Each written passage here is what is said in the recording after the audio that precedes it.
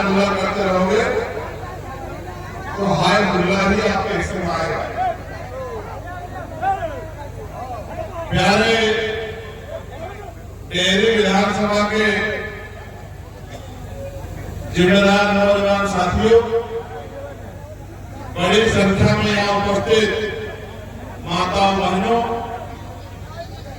आशीर्वाद देने आए बड़े बुजुर्गों, इस मंच पर उपस्थित हमारी पार्टी संगठन के सभी नेतागण, इस विधानसभा के लोकप्रिय प्रत्याशी भाई फतेह बहादुर सिंह जी, प्रदेश के बाहर से यहां आकर पार्टी के लिए दिन रात मेहनत कर रहे पार्टी संगठन के सामान्य नेतागणों, पुलिस के मेरे भाइयों, पत्रकार बंधुओं, भाई दीपक कुशवाहा जी, कृष्णा आनंद जी, सोनू खान जी, दानिश खान जी, जावेद अंसारी जी, गोल्डन पासवान जी, रवि राजा जी, चंद्रेश भारती जी, राहुल पासवान जी, दीपक कुमार जी, गुड्डू खान जी, मुबारक अंसारी जी, धनंजय सिंह यादव जी, मुबारक खान जी, कुलवंत आजाद जी और भी बहुत सारे सामान्य नेतागण, भाई मुख्तार जी, सत्तार भाई, चंद्रमणि जी, तमाम हमारे साथी जो यहाँ काम कर रहे हैं, भाई मानसू जी, अनिल जी, कमल जी। ये चुनाव,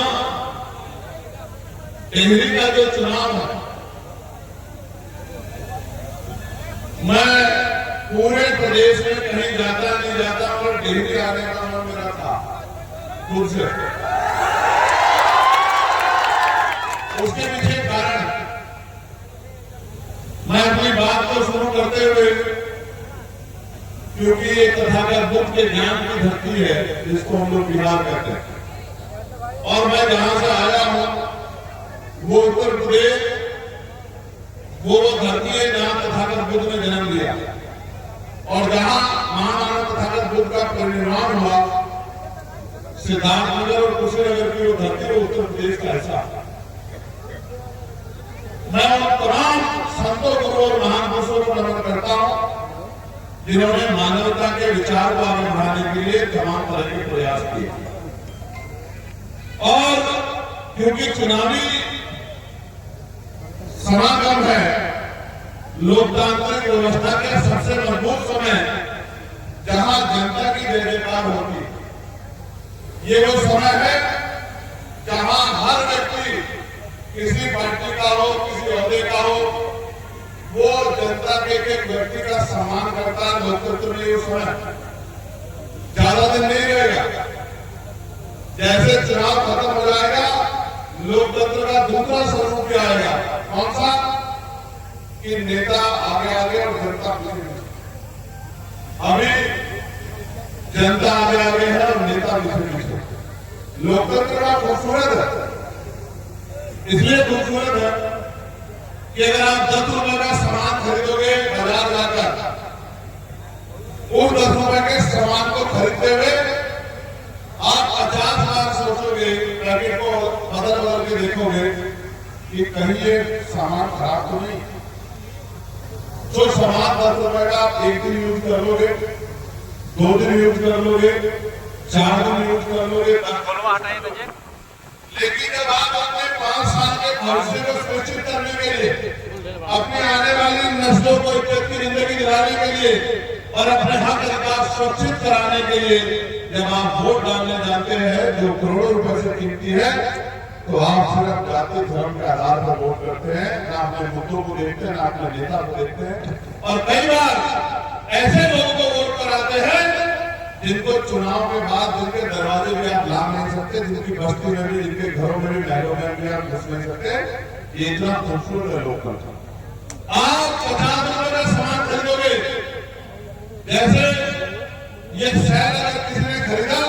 और ये सेल अच्छा नहीं है तो अपने 50 रुपए के लिए वो दुकानदार के पास में वापस जा सकता है कि भाई आपका सामान अच्छा नहीं था।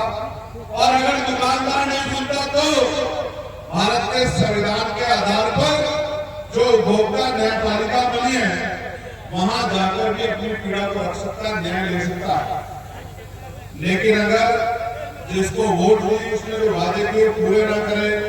आपके आवाज ना बने, 5 साल आपके गरीब मोहल्लों में ना आए, विकास ना कराए, आपकी मदद ना करे, आपके साथ खड़ा ना हो, तो आप कहीं नहीं जा सकते किसी न्यायालय में। आप किसी न्यायालय में नहीं जा सकते,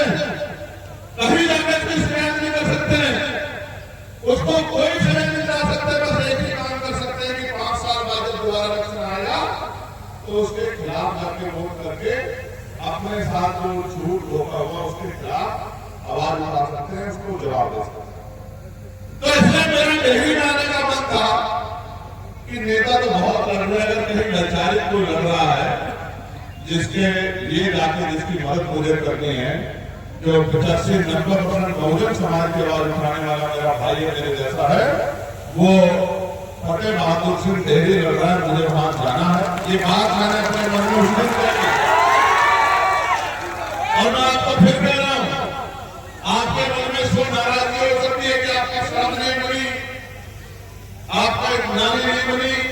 आपका खर्चा नहीं लगा, ये एक हिस्सा है जिंदगी का।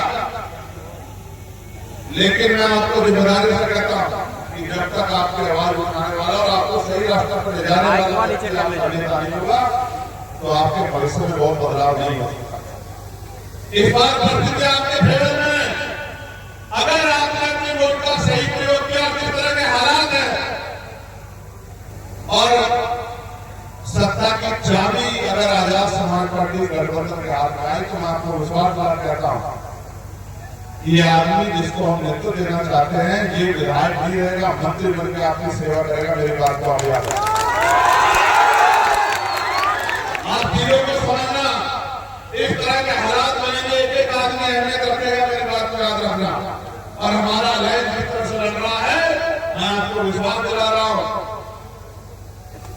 सत्ता की चाबी इसे रईस के पास होगी, मेरी बात को आप याद रखें। प्यारे साथियों, मेरी बात पे गौर करो, बहुत जिम्मेदारी की बात बता रहा हूं। मैंने बिहार को अपनी आंखों से देखा, ऐसा नहीं मैं बिहार चुनाव में आता हूं, पहले भी जब जब ये दरभंगा हो, सासाराम हो, कैमूर हो, बक्सर हो, मोतिहारी हो, कहीं भी रोहतास हो, जब जब किसी गरीब कमजोर पे अन्याय हुआ है और मेरी जरूरत पड़ी है, मैंने यही आके आहुति देने उसकी लड़ाई लड़ने का काम किया। और मेरी गैर मौजूदगी में भाई गौराजा थे, मनोजी पासवान जी, अबूदर साहब, दीपक भाई, गोल्डन पासवान, ये चंद्रशेखर बन गए यहाँ लोगों के आवाज उठाने का काम करते हैं, उनको न्याय दिलाने का काम करते हैं। तो साथियों, मैं नेताओं को भी कहूंगा, बहुत दूर तक मेरे बात जाएगी, जिसको बिहार देखना हो, बिहार के बारे में जिसको कुछ करना हो तो वो कम से कम बिहार के 200 किलोमीटर का सफर ग्रामीण क्षेत्र का जरूर करें, उसको पता लगेगा कि बिहार असल में बिहार के गांव में रहता और क्या हालात है शहरों में, डेयरी में निकल गया है, आप देखो। दिल्ली में भी कुछ कुछ बस्तियां ऐसी हैं जैसे डेयरी की शहर, लेकिन बस्तियों में रहता हूं आपको पता है, उसमें बड़े पत्रकार नहीं रहते, उसमें बड़े नेता नहीं रहते, उसमें बड़े धूपपति नहीं रहते, उसमें बड़े व्यापारी नहीं रहते, उसमें बड़े अधिकारी नहीं रहते। उन बस्तियों में गरीब, पिछड़े, आदिवासी, मुस्लिम समाज के लोग यहाँ से जाके अपना पेट पालने के लिए वहां रोजगार करते, वो रहते हैं, जानवरों की तरह रहते हैं। जिस तरह आप यहाँ चीजों में व्यतीत कर रहे हो, अपने जीवन को बचाने के लिए बहुत सारे लोग देश के कोने कोने सारे बस्तियों में रहते हैं। वो भी दिल्ली का हिस्सा है जहाँ विकास पर नहीं, जहाँ आज भी पानी नहीं मिलता पीने के लिए, साफ पानी नहीं मिलता, जहाँ टैंकर से पानी आता है, एक दिन रखना पड़ता है। और बिहार को मैंने खुद देखा, मैं भी पीछे कस्बा पड़ा जमाना था, कौन सा कस्बा था जहाँ जाम लगा दाऊद नगर, चुनाव चल रहा है, एक एक घंटे तक गाड़ी नहीं निकल पा रही, इस तरह के हालात है। ना कोई पुलिस का कर्मचारी मिला भाई, न स्टेशन के लोग, ना कोई पूछने वाला, ना कोई बताने वाला कहाँ सड़कें हैं, कहाँ गड्ढे हैं। 150 किलोमीटर का सफर 4 घंटे में हो रहा है और कहते हैं, मुख्यमंत्री कहते हैं, प्राइम मिनिस्टर कहते हैं कि ये सुशासन है, विकास के रास्ते है। 15-15, 20-20 साल से आप सरकार चला रहे हो और आपको ये सुशासन और विकास दिखता। अगर ये सुशासन और विकास है तो मैं समझता हूं कि कई स्टेट तो फिर चांद में चले गए, मंगल पे चले गए। जब यही सुशासन और विकास,